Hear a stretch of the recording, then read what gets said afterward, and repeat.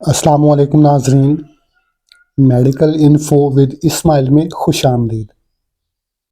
आज इस वीडियो में मैं आपको बताऊंगा पल्स ऑक्सीमीटर क्या है, इसका क्या फंक्शन है, ये कैसे वर्क करता है और मार्केट में किस किस्म के दस्तयाब है। ये देखें, ये है पल्स ऑक्सीमीटर। इसकी लंबाई तकरीबन एक इंसानी हाथ के बराबर है और जो इसकी मोटाई है वो तकरीबन 1 इंच के बराबर है और जो इसकी चौड़ाई है वो 3 इंच के बराबर है। ये एक हाथ में आसानी से पकड़ा जा सकता है, जेब में भी इसको रखा जा सकता है, लेकिन जेब वजनी हो जाएगी। हाँ, ये पोर्टेबल है। ये देखिए, ये इसका कनेक्टर है और ये दूसरी तरफ इसकी पोर्ट है।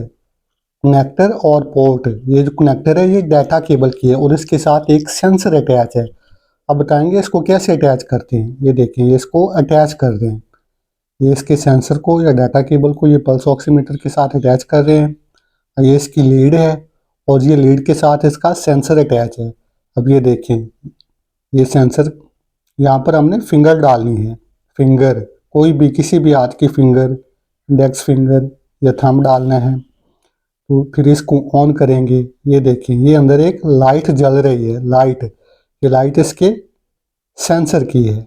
यहाँ पर फिंगर पहुँचनी चाहिए, इस लाइट तक हमारी फिंगर लाजमी पहुँचनी चाहिए। अगर यहाँ तक फिंगर ना पहुँचे तो फिर ये रिज़ल्ट शो नहीं करेगा। तो ये आपने ख्याल रखना है। कोई भी फिंगर डालें इसके अंदर, नेल ऊपर की तरफ होना चाहिए, नाखून ऊपर की तरफ होना चाहिए। हाँ, और ये बिल्कुल आगे नुकर पर ये सेंसर तक पहुँचनी चाहिए। ये मैं इसको रोटेट करके दिखाऊंगा ये कैसे सेंसर की तरफ जाता है।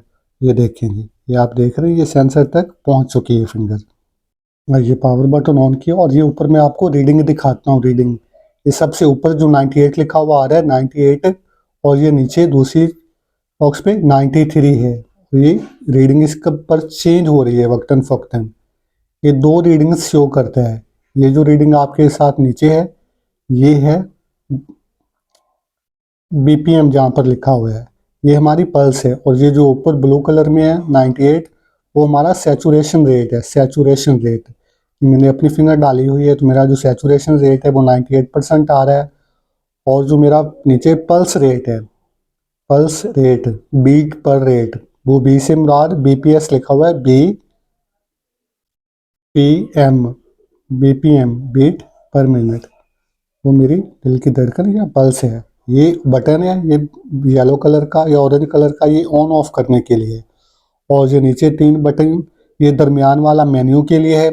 और ये जो लेफ़्ट और राइट है एरो वाले, ये मेन्यू को ऊपर नीचे करने के लिए हैं। तो ये सेटिंग के लिए इस्तेमाल होते हैं, ये बटन सेटिंग के लिए इस्तेमाल होते हैं। ये देखें, अब इसको हम ऑन करेंगे। मैं आपको दोबारा ऑन करके ये दिखाता हूँ। ये येलो बटन को प्रेस किया, हाँ, ये 6 से 7 सेकंड लेता है ऑन होने में।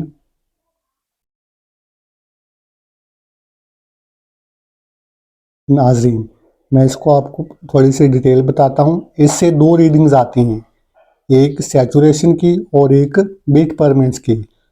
सैचुरेशन की रीडिंग SpO2 से शो होती है।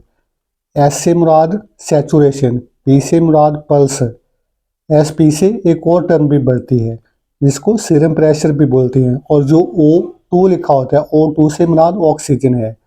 ये जब ऑन होती है तो ये ऐसे एक नीचे पट्टी चल पड़ती है, जैसे वो ECG की लीड की तरफ चलती है। ये ऐसे ऊपर नीचे होती रहती है, ग्राफ चलता है और ये ग्राफ ऊपर नीचे होता रहता है। तो सैचुरेशन आप किसी भी फिंगर को आप डालकर चेक कर सकते हैं, वो आपको सैचुरेशन बताएगा। जो जेन्युइन सैचुरेशन है वो आपकी 93 से 98 तक एक सेहतमंद इंसान की होनी चाहिए। अगर आपकी 93 से 90 से लेकर 93 से तक है तो आप गुजारा कर सकते हैं। अगर 90 से बहुत ही नीचे आ रही है, 90 या इससे नीचे, तो आपको ऑक्सीजन की ज़रूरत है, आपको ऑक्सीजन लगनी चाहिए। ये AVS कंपनी की है, AVS कंपनी, AVS कंपनी। ये इसकी पोर्टेबल पल्स ऑक्सीमीटर है, portable pulse oximeter of AVS company. तो नाज़रीन आगे मैं आपको एक ग्राफ बताऊंगा। ग्राफ पर वो शॉर्ट मुख्तसर मैसेज लिखे हुए हैं, यानी कि अगर आप किस हैंड का फिंगर यहाँ पर शो करें तो वो उसकी रीडिंग शो करता है।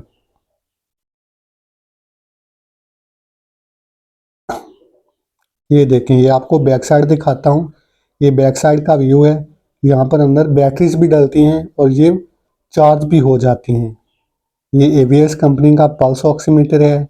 ये इसकी वेबसाइट दी गई है और ये मेड इन वारसा पोलैंड है। पोलैंड का बना हुआ है। ये नीचे जो पोर्ट नज़र आ रही है यहाँ पर कनेक्ट, ये ऊपर वाली पोर्ट पे ये पीछे एक स्टैंड है। स्टैंड के साथ आप इसको आप खड़ा भी कर सकते हैं। ऊपर वाली जो पोर्ट है वहाँ पर इसका डाटा केबल या सेंसर अटैच होता है और ये जो नीचे पोर्ट है लेफ्ट की तरफ, वहाँ पर आप कनेक्टर चार्ज करने के लिए चार्जर अप्लाई कर सकते हैं। ये एब्रीवेशन फॉर फिंगर्स है। अगर आपने राइट थंब सेंसर के अंदर डाला हुआ है तो वो रीडिंग करते वक्त R1 से शो करेगा। राइट इंडेक्स फिंगर आपने डाली है वो R2 से शो होगी। राइट मिडल फिंगर R3 से, राइट रिंग फिंगर R4 से, राइट लिटिल फिंगर वो R5 से शो होगी। अगर आप अपना दायां हाथ इस्तेमाल कर रहे हैं तो उसमें अगर आपने लेफ्ट थंब ये सेंसर में डाला हुआ है तो वो स्क्रीन पर L1 से शो होगा। लेफ्ट इंडेक्स फिंगर L2 से शो होगा। लेफ्ट मिडल फिंगर L3 से शो होगा। लेफ्ट रिंग फिंगर L4 से शो होगा और लेफ्ट लिटिल फिंगर L5 से शो होगा। तो ये अगर आप उंगलियां चेंज करेंगे इस सेंसर के अंदर तो रीडिंग्स बाज़ औक़ात थोड़ी बहुत ऊपर नीचे भी आ सकती हैं। रीडिंग इसकी चेंज भी हो सकती है, ख़ासतौर पर पल्स की रीडिंग हर फिंगर्स पे थोड़ी बहुत अलहदा आ सकती है। तो ये आप ये इस ग्राफ को ज़हन नशीन कर लें। हाँ नाज़रीन, ये जो मशीनें हैं इसके अंदर बैटरीज, ड्राई बैटरीज जो सेल हैं वो इस्तेमाल होती हैं और अगर आप इस चाहें तो इसके अंदर एक बैटरी भी फिट करवा सकते हैं, जैसे नोकिया मोबाइल की होती है, आप उसको चार्ज भी कर सकते हैं।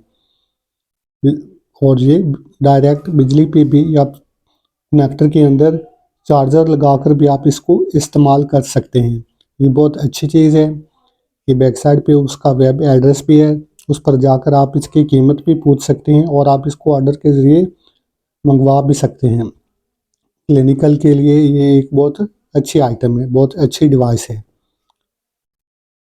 और बाज़ औक़ात वो बिल्कुल छोटी सी भी होती हैं, 1 इंच की, लेकिन उसके अंदर वो रिज़ल्ट नहीं आता जो इसके अंदर आता है। इसका रिज़ल्ट उससे बहुत बेहतर है। अल्लाह हाफ़िज़ नाज़रीन, अपना ख्याल